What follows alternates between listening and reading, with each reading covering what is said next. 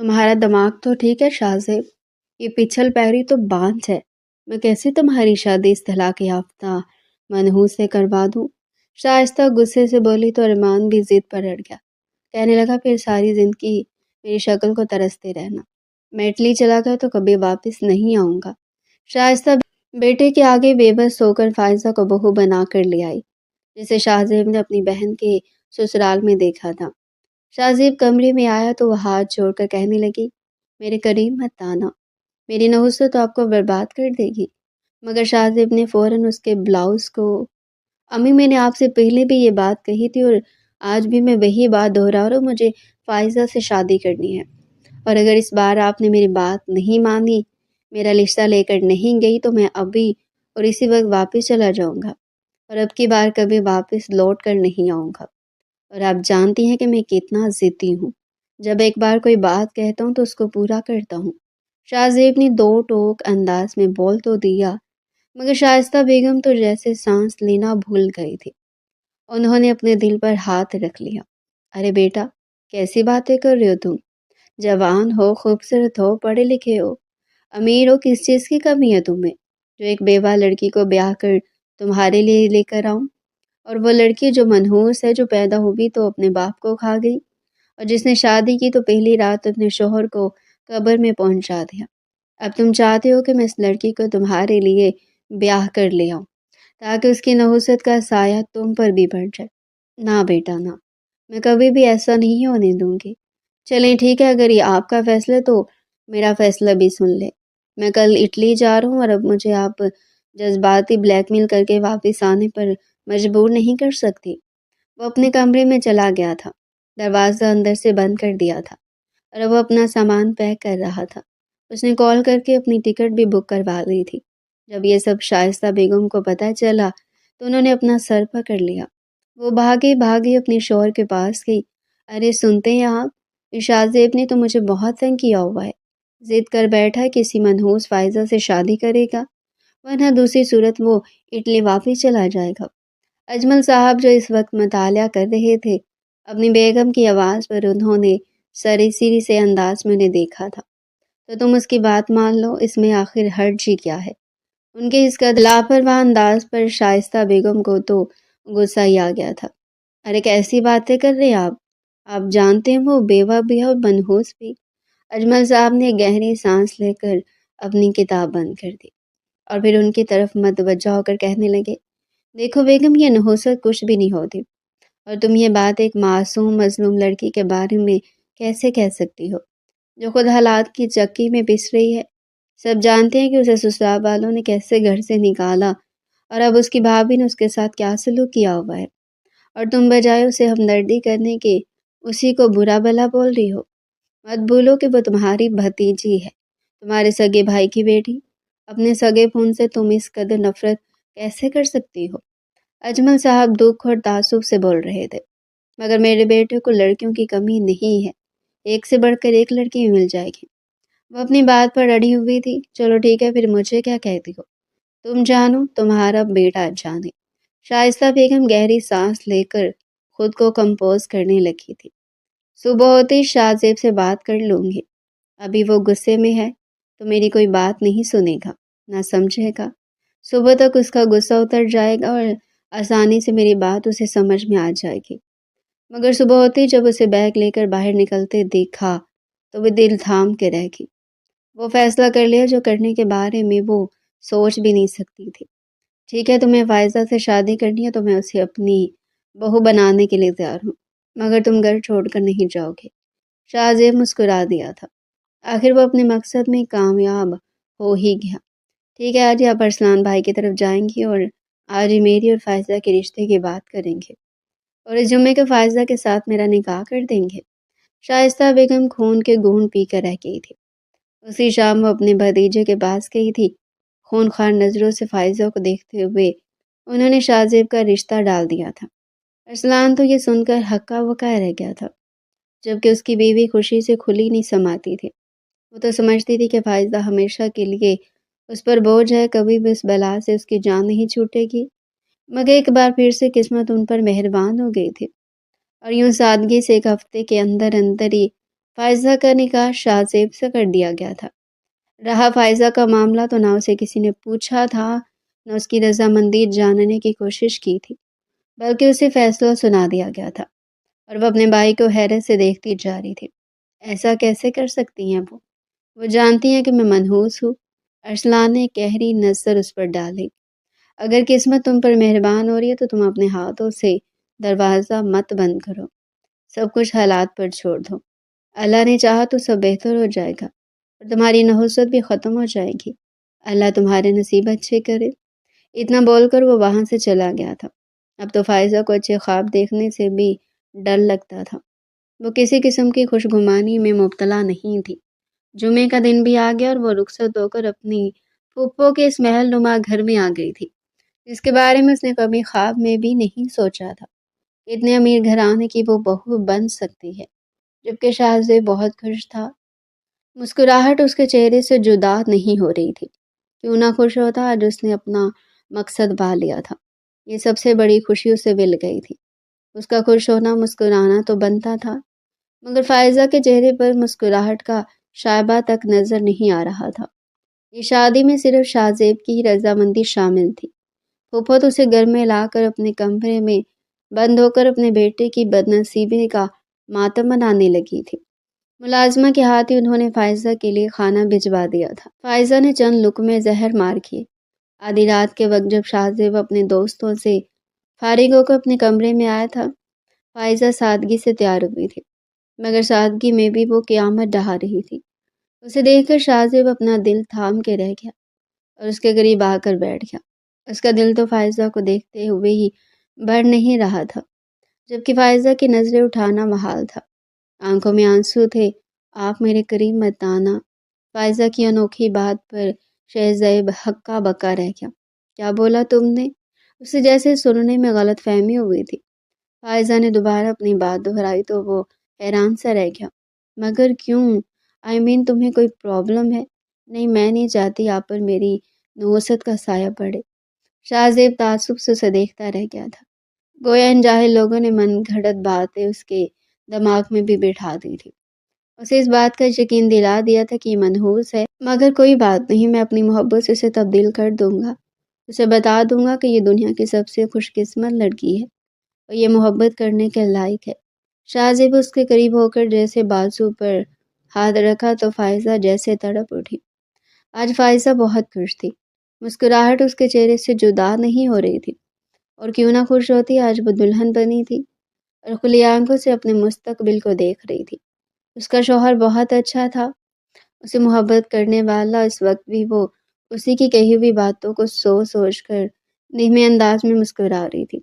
فائزہ کی شادی بہت ہی زیادہ سادگی سے ہوئی تھی، اور وجہ صاف ظاہر تھی، اس کے بھائی کے حالات ایک تو آج کل تنگ تھے، اور دوسرا اپنی بیوی کے کہنے پر اس نے زیادہ اخراجات کرنے سے بھی خود کو روک دیا تھا، کیونکہ فائزہ کی بھابھی کو اسے بہت زیادہ چڑ تھی۔ ارے آپ بھی کمال کرتے ہیں، ایک تو اسے اتنا جہیز بھی دے رہے اور اوپر سے باراتیوں کا کھانا بھی۔ میں آپ کو اتنا خرچہ کرنے کی اجازت نہیں دے سکتی۔ ہمارے اپنے بھی بچے ہیں، ان کا مستقبل ہمارے سامنے ہے۔ اگر آپ کھلے دل سے اپنی بہن پر خرچ کریں گے تو ہمارے بچوں کا کیا ہوگا؟ نہیں بھائی نہیں، ہمارے پاس اتنا پیسہ نہیں ہے جو ہم فائزہ پر اتنا خرچ کریں۔ آپ اس کے سسرال والوں سے کہہ دیں کہ وہ صرف 2 لوگوں کو لے کر آئیں گے اور فائزہ کو رخصت کرا کر لے جائیں گے۔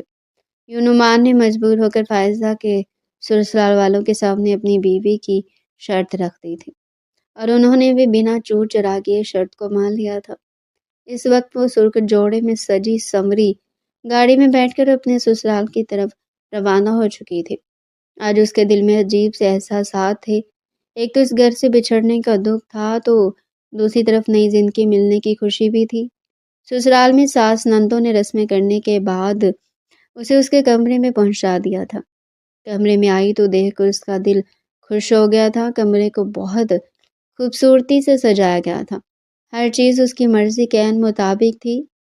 اسے یاد آیا کہ ایک بار باتوں باتوں میں اس نے اسد سے اپنی خواہش کا اظہار کیا تھا کہ وہ کیسی زندگی کے بارے میں سوچتی ہے اور اسے کس طرح کی سجاوٹ پسند ہے، اور اسد نے ان ساری باتوں کو اپنے ذہن میں رکھا تھا، اور آج اس کی ساری خوشیوں کو جیسے عملی جامہ پہنا دیا گیا تھا۔ اسد اس کا کلاس فیلو تھا، دونوں ہی کی یونیورسٹی میں پڑھتے تھے۔ فائزہ کو یونیورسٹی میں پڑھنے کی اجازت بھی بہت مشکل سے ملی تھی۔ اس کے بھائی کو تو اس بات پر اعتراض نہیں تھا، مگر بھابھی نے یونیورسٹی پڑھنے کا سنا تو ہنگامہ کھڑا کر دیا۔ ارے پہلی اتنی زیادہ اخراجات ہے، ابھی یونیورسٹی جائے گی تو اخراجات زیادہ بڑھ جائیں گے۔ ارے اس لڑکی کو اپنے بھائی کا ذرا بھی احساس نہیں ہے۔ تب فائزہ کو اپنی بھابھی کا رویہ بہت برا لگا۔ اس نے بہت مشکل سے اپنے غصے پر قابو پایا تھا۔ ارے بھابھی آپ کو فکر کرنے کی ضرورت نہیں ہے، میں ٹیوشن پڑھا لوں گی، چھوٹی موٹی نوکری کر لوں گی، اپنے اخراجات خود اٹھا لوں گی، آپ پر بوجھ نہیں بنوں گی۔ آپ فکر مت کریں اور پلیز میرے راستے میں رکاوٹ مت ڈالیں۔ پڑھنا میرا خواب ہے اور میں اپنے اس خواب کو ہر حال میں پورا کرنا چاہتی ہوں۔ زرمینہ نے دوبارہ کچھ کہنے کی کوشش کی، مگر پھر کچھ سوچ کر خاموش ہو گئی تھی۔ چند دنوں میں فائزہ نے اپنے لیے ٹیوشن کے لیے بچے اکٹھے کر لیے تھے۔ محلے کے بہت سارے بچے اس کے پاس پڑھنے کے لیے آنے لگے تھے۔ یونیورسٹی سے فارغ ہونے کے بعد وہ اکیڈمی پڑھا لیا کرتی اور پھر گھر آنے کے بعد گھر والے بچوں کو پڑھا کر رات گئے تک وہ فارغ ہوتی تھی اور تب بھی گھر کے کاموں میں سر کھپانے لگتی۔ فائزہ کی بھابھی کی ہمیشہ سے عادت تھی کہ وہ صرف تبھی گھر کے کام کرتی تھی جب فائزہ گھر پر موجود نہیں ہوتی تھی۔ جب فائزہ گھر آ جاتی تو وہ ہر کام سے ہاتھ اٹھا لیتی۔ ارے بھائی میں تو بہت ہی زیادہ تھک گئی ہوں، پورا دن گھر میں رہی ہوں، سارے گھر کے کام کاج کیے، تم تو گھومتی پھرتی رہتی ہو۔ اگر تم تھوڑا سا کام کر کے ہاتھ بٹا لو گی تو اس میں کوئی حرج نہیں ہوگا۔ یہ سب باتیں وہ اپنے شوہر کے سامنے کرتی تھی اور وہ بھی اپنی بیوی کی ہی سائڈ لیتا۔ ہاں فائزہ، تمہاری بھابھی تھک جاتی ہے، بچوں کو بھی دیکھتی ہے اور گھر کو بھی۔ اگر تم گھر ہو تو تمہارا فرض بنتا ہے کہ تم اپنی بھابھی کا ہاتھ بٹاؤ۔ فائزہ بنا چور چرا کیے کچن میں آ جاتی اور چاہ کر بھی اپنے بھائی کو یہ بتا نہیں سکتی تھی کہ وہ یونیورسٹی جانے سے پہلے ناشتہ بنا کر جاتی ہے، دونوں بچوں کو اسکول کے لیے تیار کر کے جاتی ہے اور کبھی کبھار تو دوپہر کا کھانا بھی وہ بنا لیا کرتی تھی، مگر یہ سب کہنے کی اس میں کبھی جرأت نہیں ہوئی تھی۔ اور پھر جب یونیورسٹی میں اس کی اسد سے ملاقات ہوئی، جب اسد نے اس کا پیچھا ہی لے لیا تھا تو فائزہ تو بری طرح سے گھبرا گئی تھی۔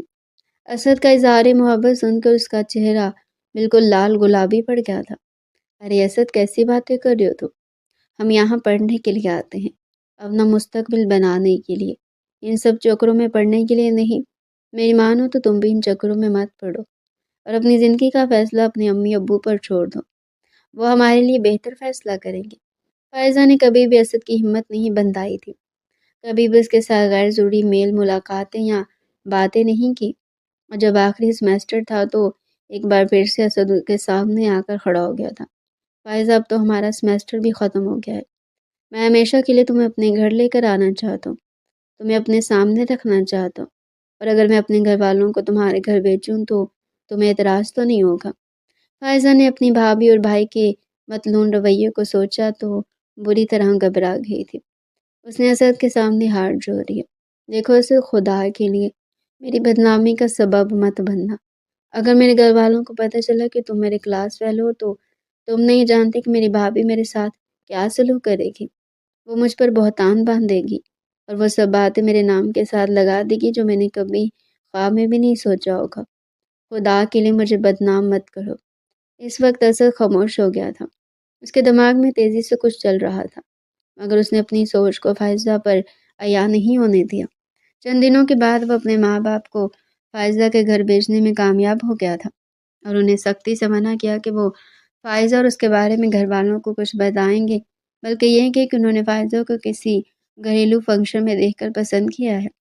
اسد کی ماں نے فائزہ کی بھابھی سے وہی سب بولا جو اسد نے کہا تھا، اور یوں آنن فانن ہی ان دونوں کا رشتہ طے پا گیا تھا۔ فائزہ کو یقین ہی نہیں آتا تھا کہ وہ اتنی خوش قسمت ہو سکتی ہے، جس انسان کو اس نے چاہا وہ اسے حاصل ہو گیا تھا۔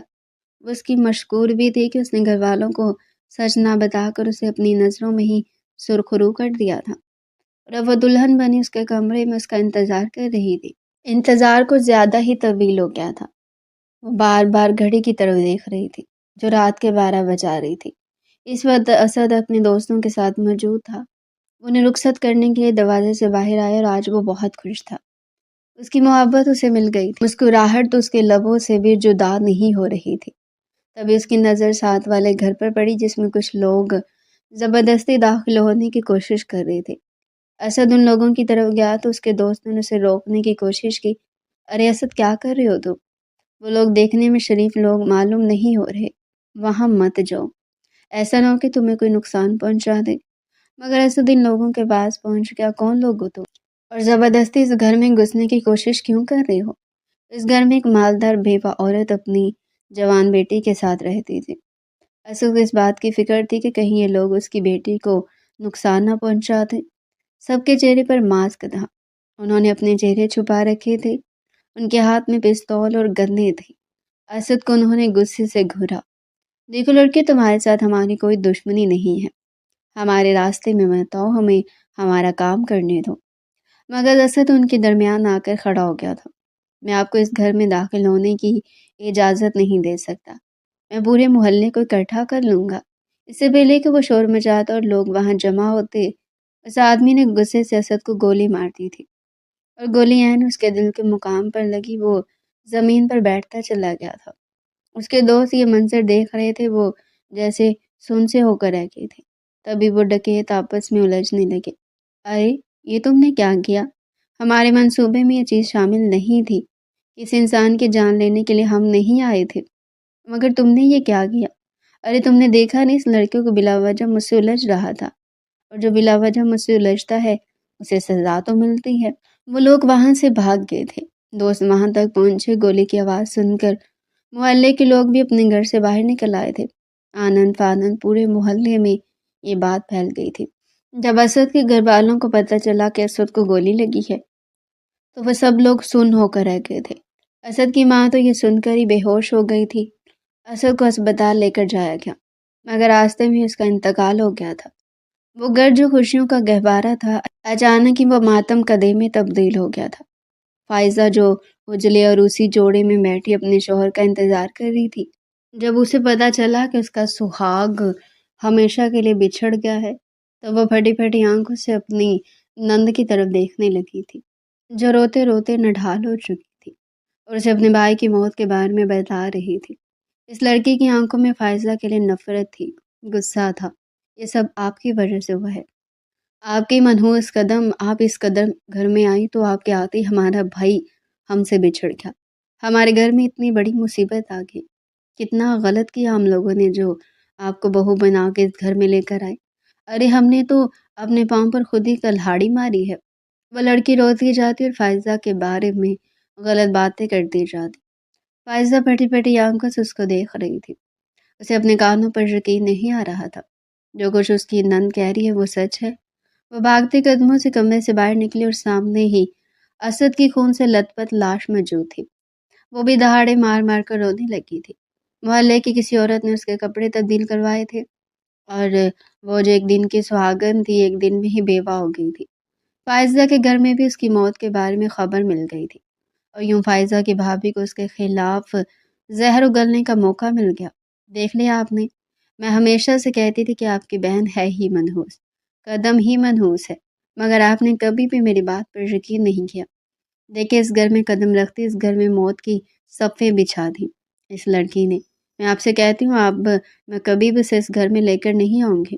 مجھے تو اس لڑکی کی نحوست سے ڈر لگنے لگا ہے۔ فائزہ کی بھابھی اس کے خلاف زہر اگل رہی تھی، جب اس کا بھائی اس کے اتنے بڑے غم کو اپنے دل پر محسوس کر رہا تھا۔ فائزہ کے جیسے دنیا ہی لٹ گئی تھی، ہر وقت ہی وہ غمزدہ اور اداس نظر آتی۔ محلے کی عورتیں اسے دیکھ کر چہموکیاں کرتی، اس کے سسرال والے باتیں بناتے، نندے اسے دیکھ کر بین کرنے لگتی۔ ارے اماں، اس منحوس کو گھر سے کیوں نہیں نکالا ابھی تک؟ اب کیا کسی اور کی موت کا انتظار کر رہے ہو؟ ہمارے جوان بھائی کو کھا لیا، اب کیا چاہتے ہو کہ ہم سب کو بھی قبر میں پہنچائے؟ تب ایک دن فائزہ کے ساس نے اسے ہاتھ سے پکڑ کر گھر سے نکال دیا۔ جاؤ بیوی یہاں سے، اس گھر میں تمہاری کوئی جگہ نہیں ہے۔ جس کے لیے تم یہاں پر آئی تھی اب وہ اس دنیا سے چلا گیا، اب تمہارا ہمارے ساتھ کوئی تعلق نہیں ہے۔ وہ روتے ہوئے تھکے ہارے قدموں سے اپنے مائکے میں آئی تھی۔ اسے دیکھتی بھابھی کی تیوریوں پر بل پڑ گئے تھے۔ شام کا وقت تھا جب وہ لوٹے پھوٹے قدموں سے مائکے میں آئی تو اس کا بھائی بھی اس وقت آفس سے آ کر گھر میں بیٹھا ہوا تھا، اور ان کے ساتھ شاہ زیب بھی موجود تھا۔ شاہ زیب اس کی پھوپھو کا اکلوتا بیٹا تھا، وہ اٹلی سے کچھ دن پہلے واپس آیا تھا۔ اور جب واپس آیا تو اسے یہ روح فرسا خبر ملی کہ فائزہ کی شادی ہو گئی ہے۔ وہ پھٹی پھٹی نگاہوں سے اپنی ماں کو دیکھنے لگا تھا۔ شائستہ بیگم نظر چرانے لگی۔ ارے بیٹا کیا ہو گیا؟ کیوں مجھے اس قدر غصے سے دیکھ رہے ہو؟ بھلا اس میں میرا کیا قصور؟ جہاں اس کا نصیب جوڑا تھا وہاں اس کی شادی ہوگی، اور جہاں تمہارا نصیب ہوگا تمہاری شادی وہاں پر ہو جائے گی۔ شائستہ بیگم کس بات پر شاہ زیب آگ بگولا ہو گیا تھا۔ ماں آپ کو میں نے صاف لفظوں میں بتایا تھا کہ میں شادی کی تو فائزہ کے ساتھ کروں گا۔ آپ سے مسلسل کہہ رہا ہوں کہ آپ بھائی جان سے میرے اور فائزہ کے رشتے کی بات کریں، مگر آپ ہیں کہ میری بات کو کبھی سنجیدگی سے لیا ہی نہیں۔ اب آپ کو میں بتا رہا ہوں میں کبھی کسی سے شادی نہیں کروں گا۔ میرے دل میں صرف فائزہ کے لیے محبت تھی، صرف اسی کا نام میرے دل پر لکھا ہوا ہے۔ اب کوئی اور لڑکی میرے دل میں اپنا مقام حاصل نہیں کر سکتی۔ وہ کمرے میں جا کر بند ہو گیا تھا، مگر شائستہ بیگم کا جیسے اس کے غصے اور ناراضگی سے کوئی فرق نہیں پڑتا تھا۔ ارے خود ہی ٹھیک ہو جائے گا، کب تک اس کا سوگ منائے گا؟ ایک سے بڑھ کر ایک لڑکی اس کے سامنے لا کر کھڑی کر دوں گی تو فائزہ کا نام لینا بھی وہ بھول جائے گا۔ انہیں اپنی چالاکیوں پر بڑا ایمان تھا۔ وہ کسی امیر خاندان کی لڑکی کو بہو بنانا چاہتی تھی، جو ان کے گھر میں آئے تو ڈھیروں ڈھیر جہیز لے کر آئے اور ان کا سر خاندان میں فخر سے بلند کر دے۔ یہ فائزہ ان کے لیے کہا لے کر آتی؟ انہوں نے غصے سے سوچا تھا، اور پھر جب اس کے شوہر کی موت ہو گئی اور وہ راتوں رات بیوہ ہو گئی تو تب انہوں نے شاہ زیب کو خوبی باتیں سنائی۔ ارے وہ منحوس، اچھا ہوا اس کی شادی کسی اور کے ساتھ ہوئی۔ اگر تمہارے ساتھ ہو جاتی تو خدا نہ خواستہ مطلب میں یہ ہونے کے بارے میں تصور بھی نہیں کر سکتی۔ جبکہ شاہ زیب اس کے غم کو اپنے دل پر محسوس کر رہا تھا۔ اسے فائزہ کے بارے میں بہت برا محسوس ہو رہا تھا۔ نہ جانے اس کے دل پر کیا گزری ہوگی۔ اس کے ساتھ بہت برا ہوا ہے۔ جب سے وہ واپس آیا تھا تب سے ایک بار بھی اس نے فائزہ کو نہیں دیکھا تھا، اور اب اس کی شادی کے بارے میں سن کر تو اس نے فائزہ کے گھر کی طرف جانا ہی چھوڑ دیا تھا۔ مگر پھر اسی رات اس کے بیوہ ہونے کے بارے میں سن کر وہ کسی خیال کے تحت کچھ دن کے بعد ان کے گھر میں آ گیا تھا۔ فائزہ کے بھائی اور بھابھی شکوہ کرنے لگے کہ اتنے دن سے واپس آئے اور ابھی تک ہمارے گھر نہیں آئے۔ وہ ان سے اپنے دیر سے آنے پر معذرت کر رہا تھا۔ جب بھی فائزہ لوٹے پھوٹے قدموں سے گھر آئی اور اسے دیکھتے ہی اس کی بھابھی چیل کی طرح اس پر لپٹی تھی۔ ارے تو منحوس عورت، ایک بار پھر سے یہاں پر آ گئی ہو میرے گھر کی خوشیوں کو جاننے کے لیے؟ میں تو تمہیں اس گھر سے نکال کر خوش تھی کہ تمہارے سائے سے جان چھوٹ گئی، مگر تم پھر سے یہاں پر آ گئی ہمارے سر پر مسلط ہونے کے لیے۔ بھابھی کے دل میں جو آ رہا تھا وہ بولے جا رہی تھی، جبکہ فائزہ کا بھائی بالکل خاموش اور گمسم تھا۔ شاہ زیب کو یہ سب دیکھ کر بہت غصہ آیا۔ ارے بھائی، آپ کو بھابھی کو روکنا چاہیے۔ فائزہ کے دل پر کیا گزر رہی ہے؟ وہ کن حالات سے دو چار ہے؟ کیا آپ انہیں نہیں جانتے کہ اس کا غم کتنا بڑا ہے؟ اور بجائے اس کا سہارا بننے کے بھابھی اس کے بارے میں اتنی غلط باتیں کہہ رہی ہیں۔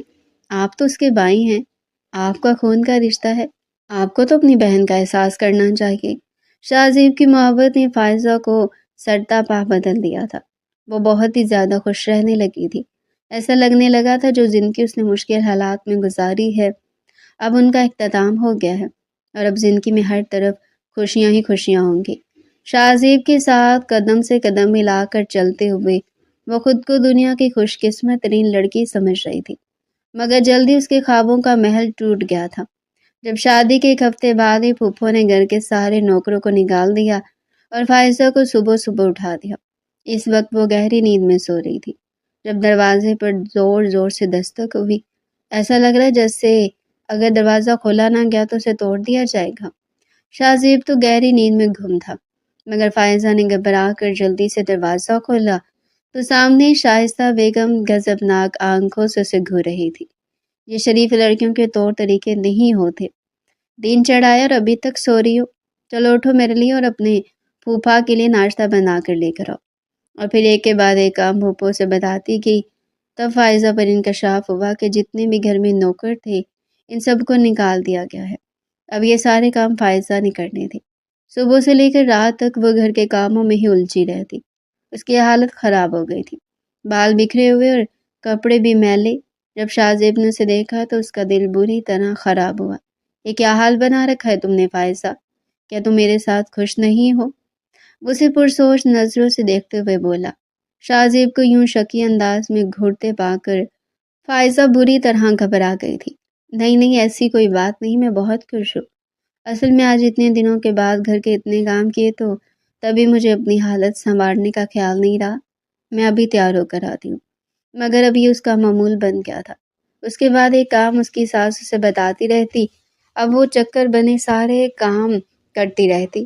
دن مہینوں میں بدلتے چلے گئے تھے۔ اب ہر وقت اٹھتے بیٹھتے شائستہ بیگم ایک ہی بات کہتی جاتی تھی، ارے اتنے مہینے گزر گئے ابھی تک کوئی خوشخبری نہیں ہے۔ ویسے تم سے مجھے خوشخبری کی توقع نہیں ہے۔ تم ایک منحوس لڑکی ہو جو خوشی کی خبر دے ہی نہیں سکتی۔ ارے میں تو اپنے بیٹے کی وجہ سے مجبور ہو گئی تھی تمہیں بہو بنانے پر، ورنہ میں تو تمہارے جیسی لڑکی کے سائے سے بھی بچ کر چلتی ہوں۔ اپنی پھوپھو کے منہ سے اپنے بارے میں ایسی باتیں سن کر فائزہ نے بامشکل اپنے آنسوؤں پر قابو پایا تھا، اور اب یہ تو گویا معمول بن چکا تھا۔ پھوپھو ذرا سی بات پر اسے باتیں سناتی اور اس کی روح کو چھلنی کر دیتی۔ ایسے مجھے امید تھی کہ شاہزیب اس کا ساتھ دے گا، اپنی ماں کو روکے گا کہ وہ اپنے رویے پر نظر ثانی کرے کہ وہ کیوں فائزہ کے ساتھ اتنا برا برتاؤ کرتی ہیں۔ مگر شاہزیب کی طرف سے بالکل خاموشی تھی۔ وہ بھی جیسے گمسم سا ہو گیا تھا، جیسے اسے کسی بات کا صدمہ لگا ہو۔ اچانک سے اس کا رویہ فائزہ کے ساتھ تبدیل ہو گیا، اور فائزہ یہ سب سمجھنے سے قاصر تھی۔ شاہزیب کا ایک چھوٹا سا ایکسیڈنٹ ہوا تھا، اور اس ایکسیڈنٹ کے بعد وہ اپنے آپ سے بھی جیسے بے خبر ہو گیا تھا۔ اس نے کبھی خواب میں بھی نہیں سوچا تھا کہ زندگی اس قدر ظالم ہو سکتی ہے۔ اس ایکسیڈنٹ نے اسے باپ بننے کی صلاحیت کو چھین لیا تھا۔ اب جب بھی وہ اپنی ماں کے منہ سے اپنے لیے پوتے کی خواہش کا اظہار سنتا تو وہ اپنی نظروں میں چور ہو جاتا۔ ایسے میں سر جھکا کر چور نظروں سے اپنی بیوی کی طرف دیکھتا کہ کہیں اسے شاہزیب کے کسی عمل پر شک تو نہیں ہو گیا، کہیں وہ اس کا جھوٹ پکڑ تو نہیں پائی۔ مگر اس کے چہرے پر پھیلی معصومیت اور سادگی دیکھ کر وہ مطمئن ہو جاتا کہ فائزہ کو اس پر شک تک نہیں گزرا۔ مگر ہر روز فائزہ کی عدالت لگ جاتی اور اس کی پھوپھو بات بات پر اسے تانے سناتی۔ فائزہ اپنی پوری کوشش کرتی کہ پھوپھو کا دل جیتے، انہیں کسی بات پر برا محسوس نہ ہونے دے، مگر وہ کوئی نہ کوئی بات پکڑ ہی لیا کرتی تھی۔ اب تو شاہزیب یہاں سے واپس اٹلی جانا چاہتا تھا۔ اب اس کا جیسے ہر ایک چیز سے دل اچاٹ ہو گیا تھا، اور اب تو وہ فائزہ سے بھی دور بھاگتا تھا، اس کے سائے سے بھی بچنے کی کوشش کرتا۔ وہ نہیں چاہتا تھا کہ اس کی کمزوری کسی دوسرے پر عیاں ہو جائے۔ یہی وجہ تھی کہ وہ فائزہ سے بدلنے لگا تھا۔ پھر ایک دن شائستہ بیگم زبردستی فائزہ کو اپنے ساتھ ہسپتال لے کر گئی تاکہ اس کے سارے ٹیسٹ کروا سکے۔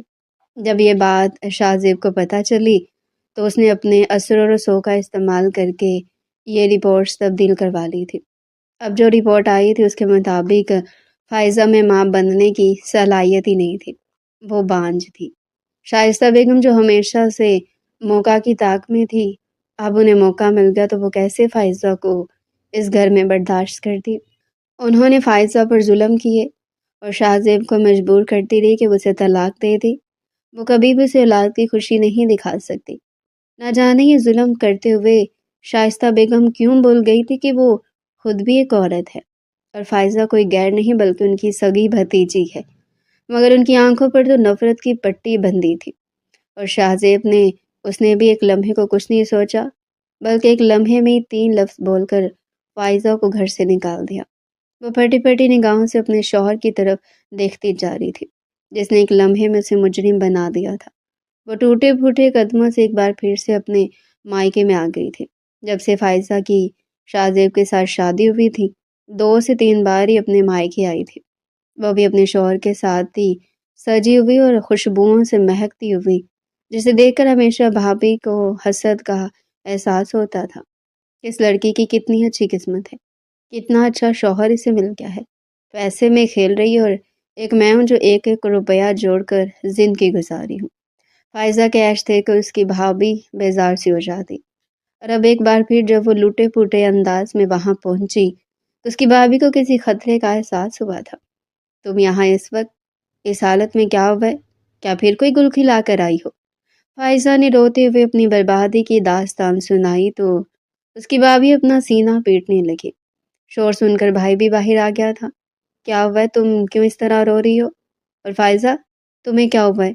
تمہاری حالت اتنی خراب کیوں ہو رہی ہے؟ تمہارا چہرہ کیوں پیلا پڑا ہے؟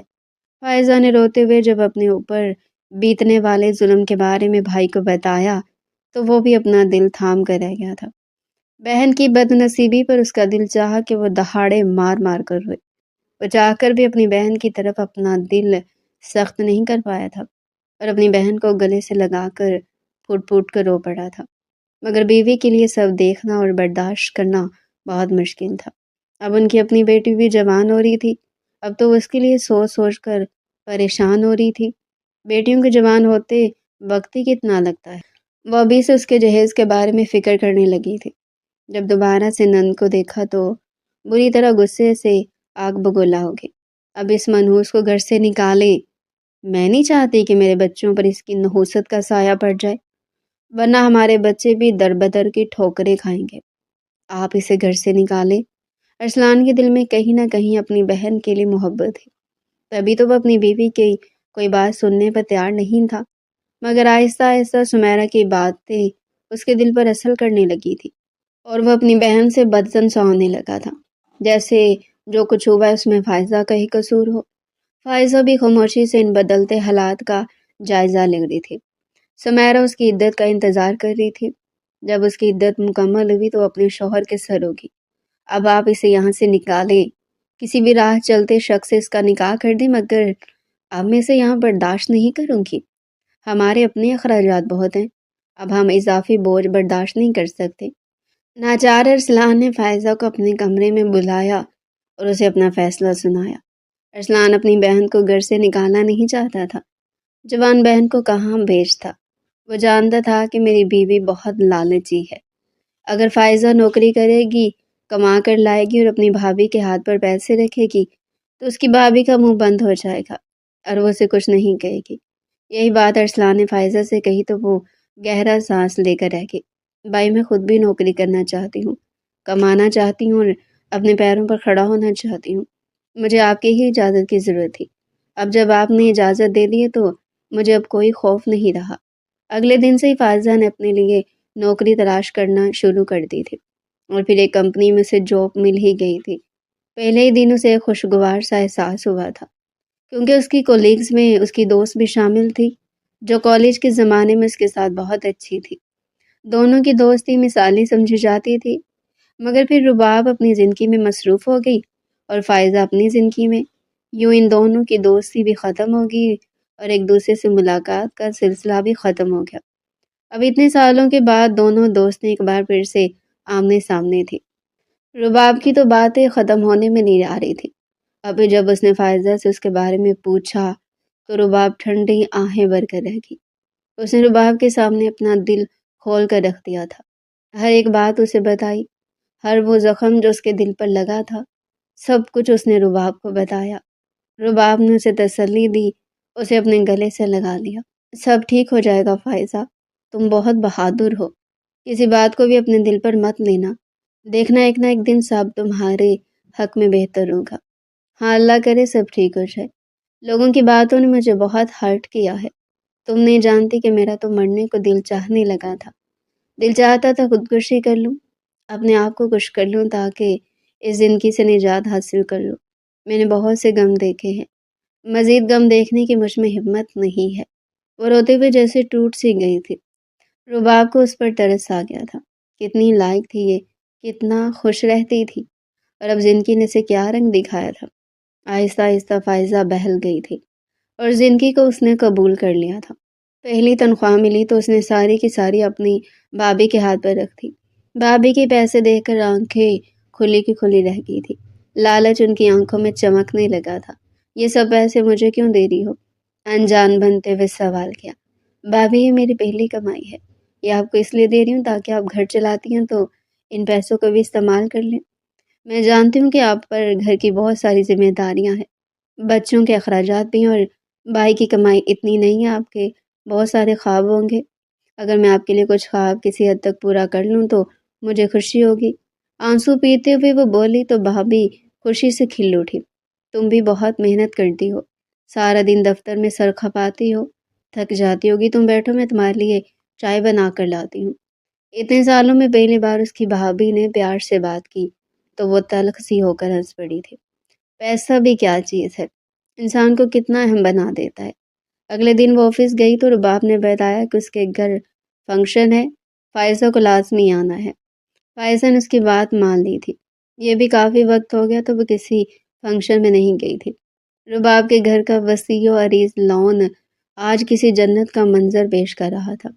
آسمان پر چاند اپنی پوری آبوتاب کے ساتھ چمک رہا تھا، مگر زمین پر لگی برقی کمکموں کی چھوٹی چھوٹی لڑیاں اس کی روشنی کو مات دے رہی تھی۔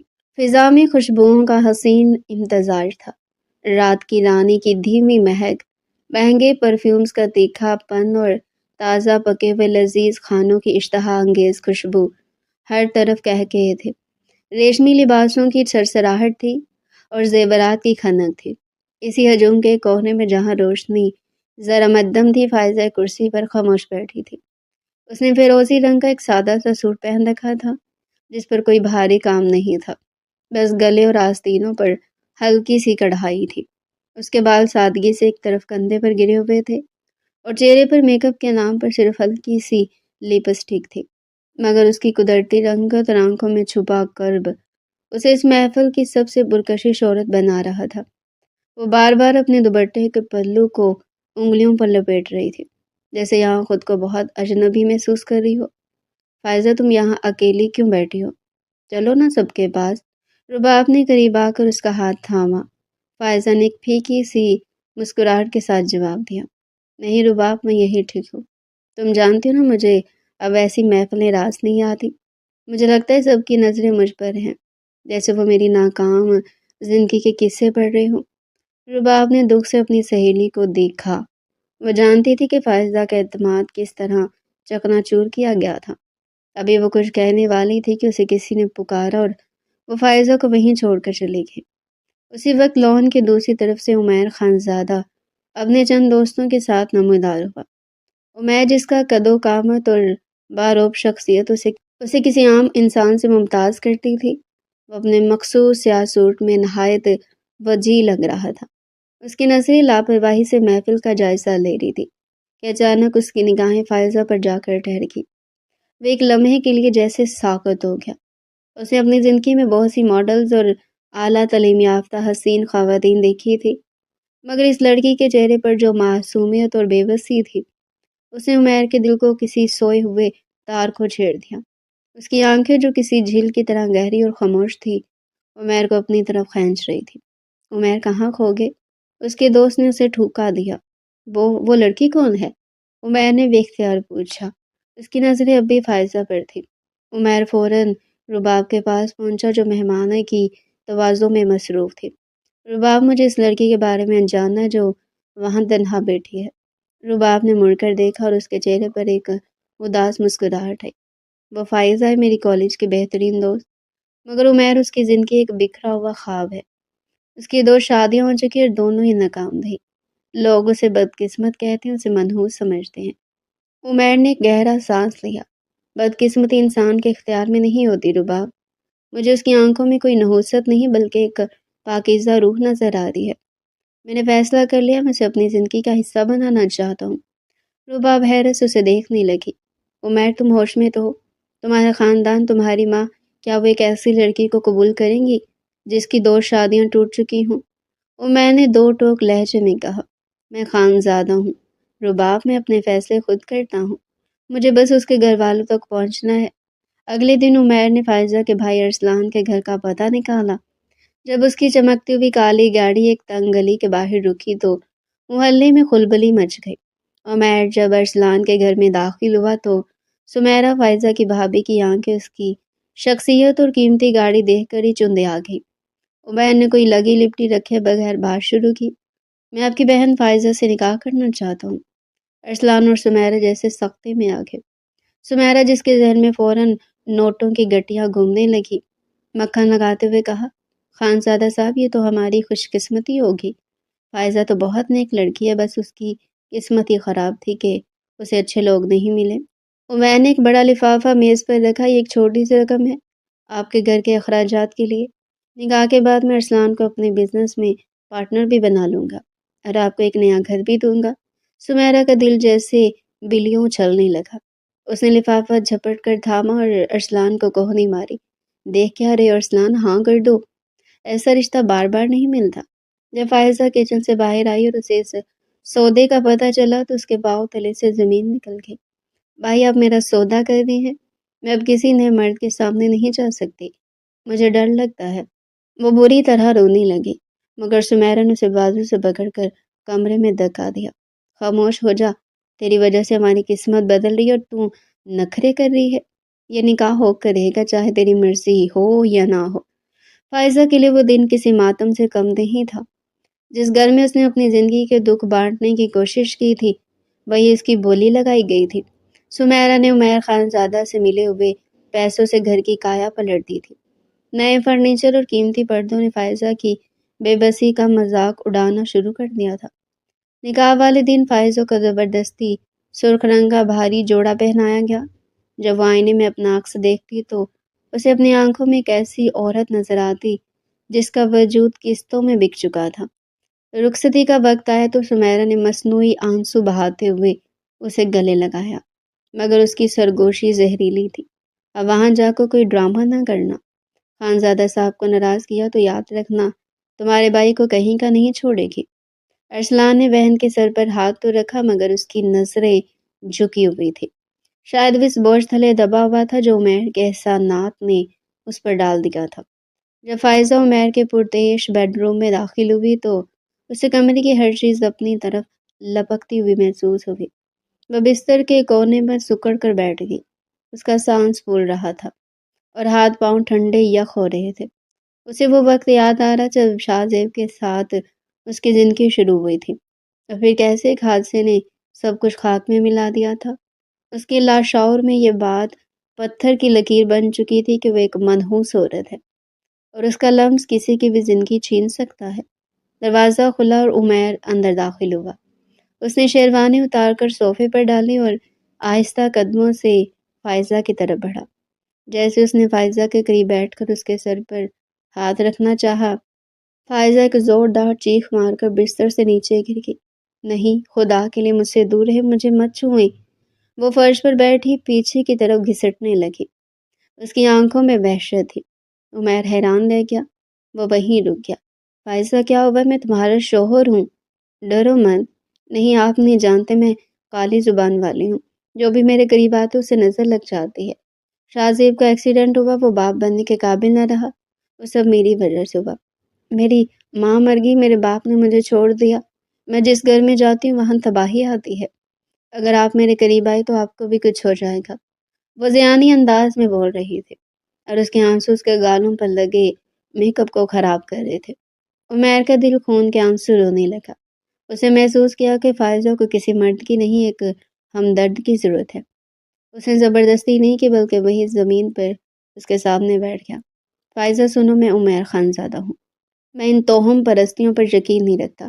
اگر اللہ نے میری زندگی لکھی ہے تو کوئی نہیں چھین سکتا، لیکن میں تمہیں مجبور نہیں کروں گا۔ جب تک تمہارا دل مطمئن نہ ہو میں تمہیں ہاتھ بھی نہیں لگاؤں گا۔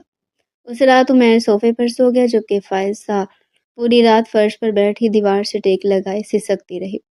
اگلے کئی ہفتے عمیر نے وہ کر دکھایا جس کی توقع کسی خانزادہ سے نہیں کی جا سکتی تھی۔ وہ فائزہ کے لیے پھول لاتا، اس کی پسند کے کھانے بنواتا اور گھنٹوں اس کے پاس بیٹھ کر اسے اپنی بچپن کی کہانیاں سناتا۔ وہ اسے کوئی مطالبہ نہیں کرتا تھا۔ آہستہ آہستہ فائزہ کا ڈر کم ہونے لگا۔ اسے احساس ہوا کہ عمیر واقعی سے محبت کرتا ہے، وہ اسے ایک انسان سمجھتا ہے، کوئی مال تجارت نہیں۔ ایک برسات کی رات جب آسمان بجلی کی کڑک سے گونج رہا تھا، فائزہ خوف کے مارے عمیر کے قریب آ گئی۔ اس رات ان کے درمیان کی وہ دیوار گر گئی جو فائزہ نے اپنے گرد کھڑی کر رکھی تھی۔ اسے لگا کہ شاید اب اس کی زندگی میں سورج نکلے گا، مگر قدرت کا اپنا ایک بے رحم حساب ہوتا ہے۔ شادی کے بھی کچھ ہی دن گزرے تھے۔ ایک صبح عمیر ایک اہم بزنس میٹنگ کے لیے دوسرے شہر جا رہا تھا۔ روانہ ہوتے وقت اس نے فائزہ کا ماتھا چوما اور کہا، شام کو تمہارے لیے وہ جھمکے لے کر آؤں گا جو تمہیں پسند آئے تھے۔ شام ہوئی، رات ہوئی، مگر عمیر نہ آیا۔ آدھی رات کو گھر کے لینڈ لائن پر کال آئی، عمیر کی گاڑی ایک تیز رفتار ٹرک سے ٹکرا گئی تھی۔ اور اسے تشویشناک حالت میں سٹی ہسپتال پہنچایا گیا تھا۔ ہسپتال میں جب ڈاکٹر نے بتایا کہ عمیر کی حالت نازک ہے اور وہ کوما میں جا چکا ہے، تو عمیر کی ماں، جو پہلے فائزہ کو ایک 2 بار طلاق یافتہ لڑکی کے طور پر ناپسند کرتی تھی، آپے سے باہر ہوگی۔ انہوں نے ہسپتال کے کوریڈور میں فائزہ پر ہاتھ اٹھا دیا۔ ڈائن میں نے پہلے ہی کہا تھا کہ لڑکی کالی زبان والی ہے۔ کھا گئی میرے ہنستے بستے بیٹے کو۔ جس دن سے آئی اس گھر میں نحوست چھا گئی ہے۔ اگلے دن میں فائزہ گھر پہنچی تو اس کا سامان باہر پڑا تھا۔ ساس نے اسے گھر میں داخل ہونے سے روک دیا۔ نکل جا یہاں سے۔ اگر تو یہاں رہی تو میرا بیٹا کبھی ہوش میں نہیں آئے گا۔ تیرا صاحب ہی میرے بیٹے کے لیے بہت ہے۔ فائزہ حاملہ تھی، اسے چکر آ رہے تھے، مگر اسے دھکے دے کر باہر نکال دیا گیا۔ وہ روتی ہوئے اپنے بھائی کے گھر پہنچی، مگر سمیرا نے دور سے ہی دروازہ بند کر دیا۔ اشنان، اسے اندر مت لانا۔ خانزادہ صاحب کا ایکسیڈنٹ ہو گیا، اب یہ ہمارے کسی کام کی نہیں، الٹا اس کی نحوست ہمیں بھی لے ڈوبے گی۔ فائزہ کے لیے وہ رات کالی آندھی جیسی تھی، جس میں اس کے سارے ٹھکانے اجڑ چکے تھے۔ ایک طرف اس کا شوہر زندگی اور موت کی کشمکش میں تھا، اور دوسری طرف جن اپنوں کو اس نے اپنی زندگی کا سودا کر کے نوازا تھا، انہوں نے بھی منہ پھیر لیا۔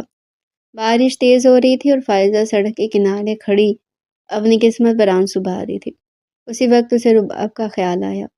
رباب، جو اس کی واحد سچی سہیلی تھی، اس نے فون اٹھاتے ہی فائزہ کو اپنے پاس بلا لیا۔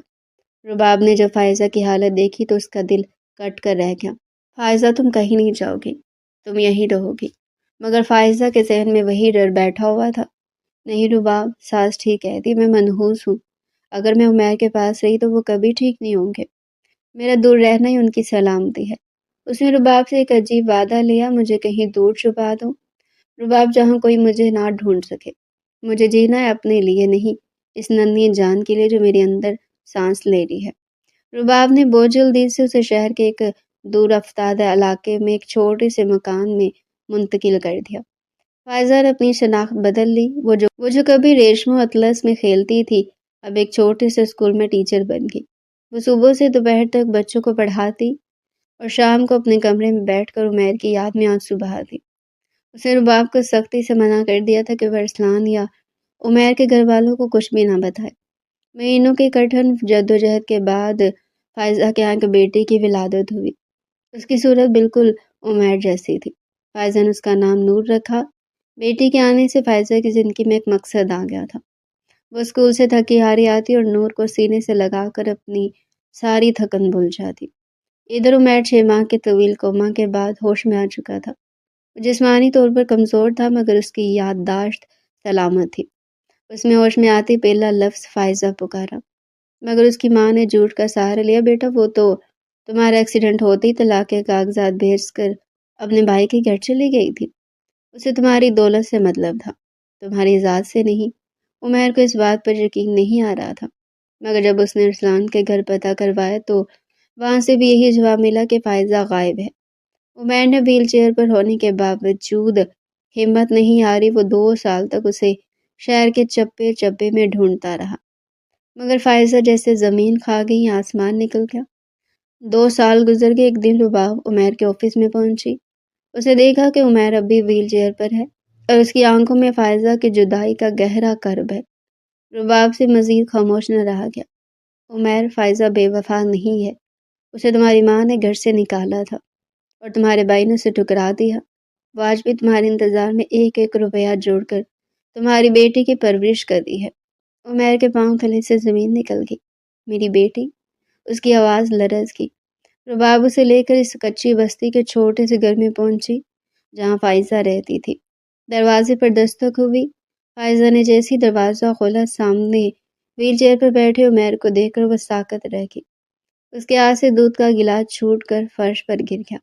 عمیر، وہ بے اختیار پکاری۔ فائزہ، تم نے مجھے اتنی بڑی سزا کیوں دی؟ کیا تمہیں میری محبت پر یقین نہیں تھا؟ عمیر کی آنکھوں سے آنسو بہہ نکلے۔ اسی وقت اندر سے 2 سال کی چھوٹی سی بچی نور دوڑتی ہوئی آئی اور فائزہ کی قمیض پکڑ کر چھپ گئی۔ عمیر نے جب اس بچی کو دیکھا جس کی آنکھیں بالکل اس جیسی تھی تو اس نے تڑپ کر اسے گود میں لینے کے لیے ہاتھ پھیلائے۔ نور پہلے تو ہچکچائی، پھر بھاگ کر اپنے باپ کے گلے لگی۔ عمیر فائزہ اور نور کو لے کر اپنے گھر پہنچا۔ اس نے اپنی ماں کے سامنے کھڑے ہو کر بلند آواز میں کہا، امی، اس لڑکی کو آپ نے منحوس کہا تھا نا؟ مگر اس نے تنہائی میں میری نسل کی پرورش کی۔ اگر آج آپ کو اپنا بیٹا اور پوتی چاہیے تو آپ کو فائزہ کے پاؤں پکڑ کر معافی مانگنی ہوگی۔